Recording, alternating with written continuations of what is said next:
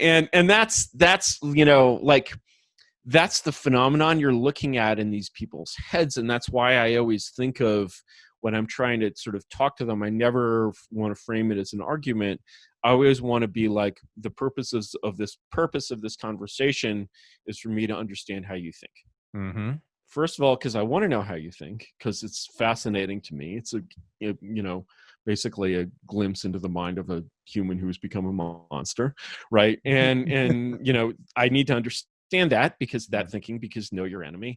And then also, as they express themselves, they'll basically come out with kind of certain contradictions where you can kind of probe a little more and kind of get them to articulate and understand and explain those contradictions. And really your goal is to get them to a point where they experience the cognitive dissonance very directly, and they become a little bit flustered.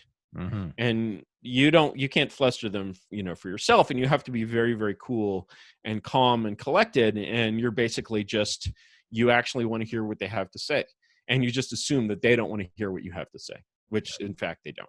They really don't. And this almost fits with your theory or your prescription of compliance with power. Just let them talk. Let them talk. Don't challenge them. Right. Don't challenge them, because Okay. the thing is that when you challenge them, you're basically saying something that's not true, which is that you're on a level with them.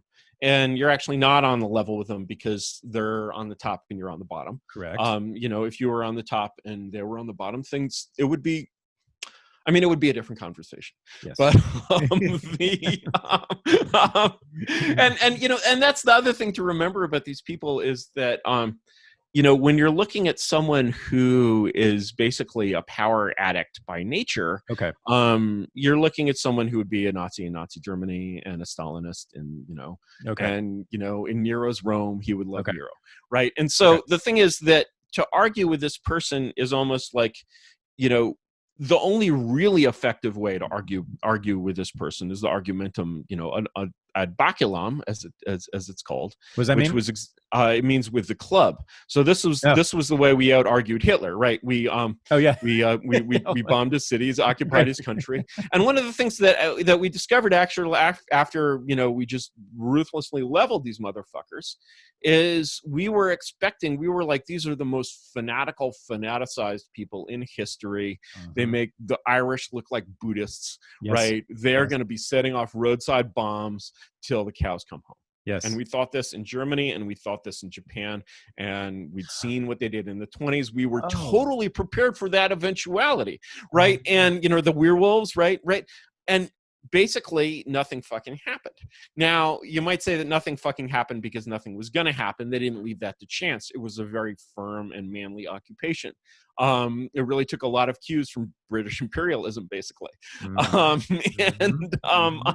It was not, they were not fucking around. Well, and part of the result of that, it was even Churchill's idea in part, right? Yeah. And, it's like, incredible things like starving the civilians after the war, right? That was not only done after World War I, that was done after World War II. Yes. And the, what can I say? It worked, right?